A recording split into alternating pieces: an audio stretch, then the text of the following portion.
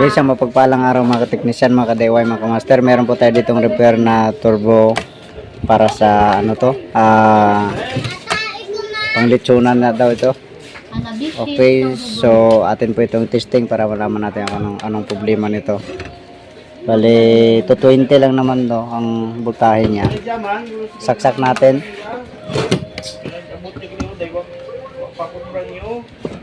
Tapos ito yung kanyang, yung pinaka timer niya. Ito yung settings niya sa init. So wala siyang power. So tama nga ang sabi ng may-ari na wala daw itong power. So buksan po natin, samahan niyo po ako.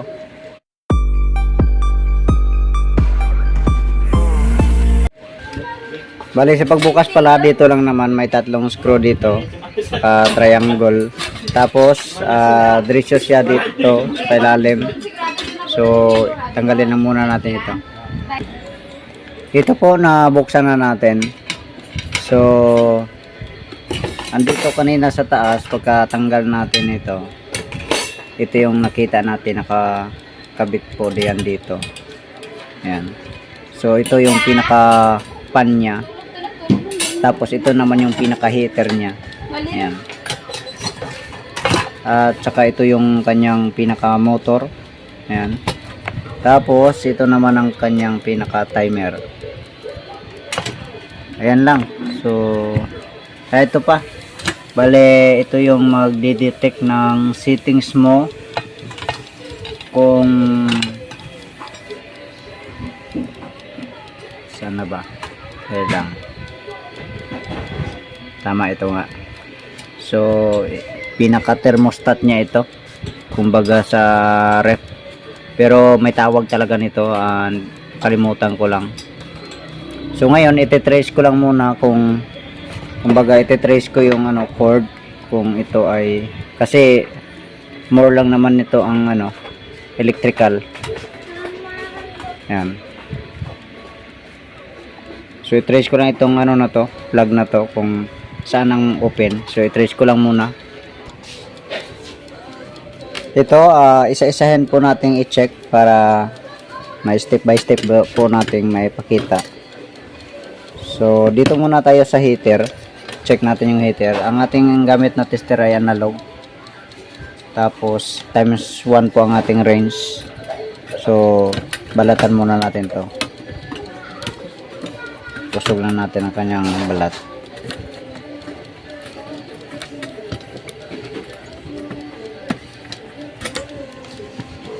Okay, check natin itong terminal na to.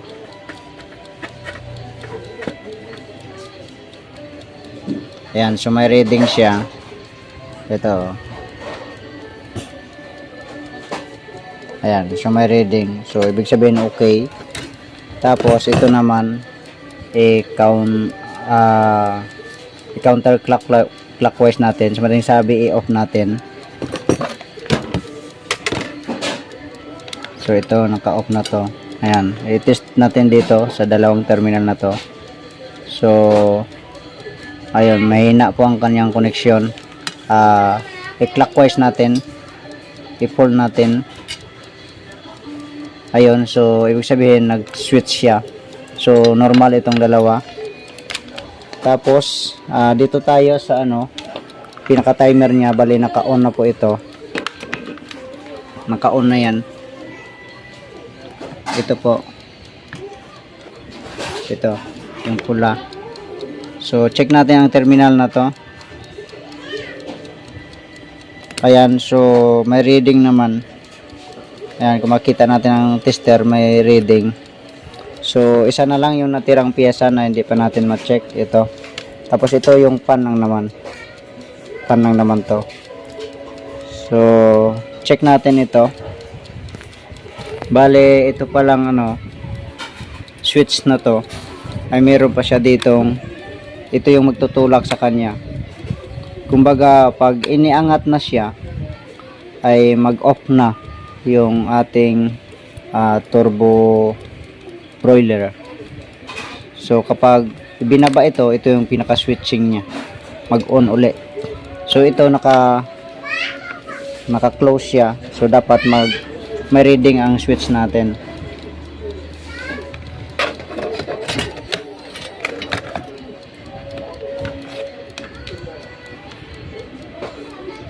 Ayan. So, tester natin. Ayun, walang reading. So, iangat natin. Baka baliktad lang ang pagka-intindi natin o pagkakaalam natin. Okay, so check natin. Tester natin. Ayun, wala rin. So, confirm na ito yung ito yung sira na switch na to.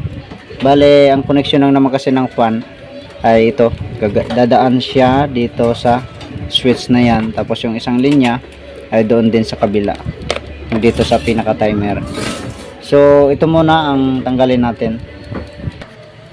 Ito po, natanggal na natin ang kanyang switch. So check natin uli. Ayan. So calibrate muna natin ang tester. Ayun, pumalo. Okay, pindutin natin. So wala talaga. Ayun, may minsan sumasabit. Ayan, kung mapansin mo. Pero ayan.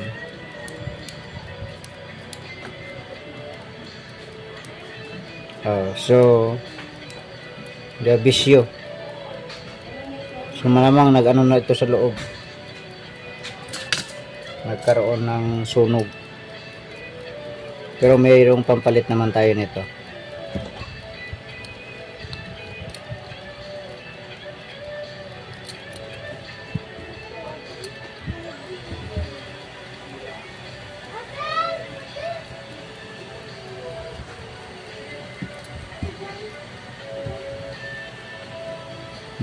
Nagmalfunction malamang to.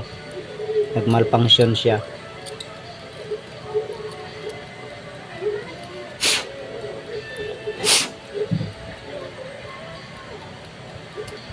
Balik natin.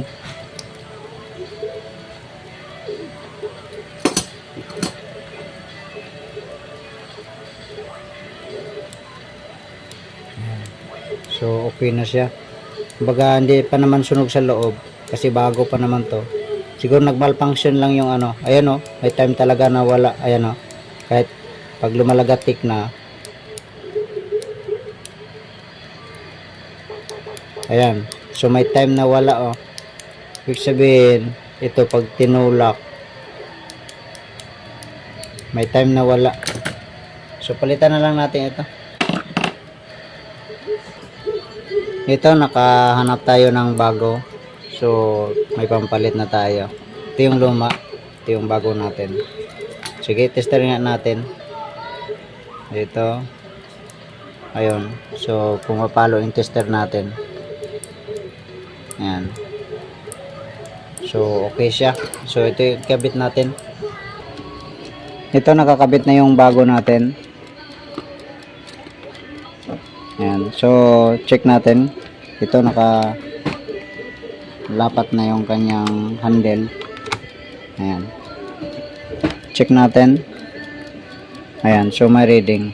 Ayan Ayan. So, sige, ibalik na natin ito. Assemble na natin. Ito nga pala, may napansin pa tayo. So, ang kanyang wire na mula sa plug papunta dito sa timer ay naputol. So, ito wala na nga siyang copper. Kumbaga nag-asin-asin na. Ito kung mapansin natin. Yan. So buti na lang na putol kaagad kaysa naman nag-back job pa. Di another open na naman tayo. Okay, sige, balatan ko lang muna to. Baka pwede pa natin may dugtong doon. Ito, binalatan natin ng binalatan. So kagaya ng kaputol niya na to. Grabe yung asin-asin. So hindi, pag ganito kasi hindi pure copper ang nito, yung wire.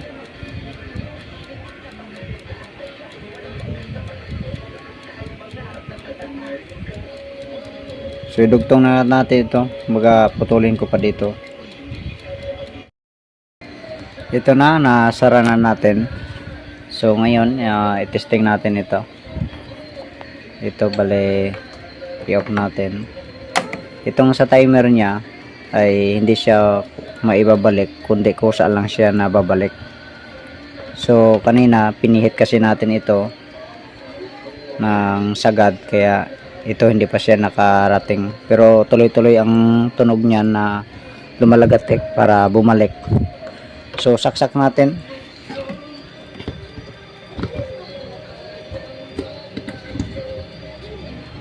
Yan. So ito may power na siya kasi naka-on ang timer. So kapag naka-on itong timer na to, ang iikot po niyan ay ang kanyang fan. Anong ikot sa loob. So bunutin ko lang. Ayan lang. Tihaya muna natin.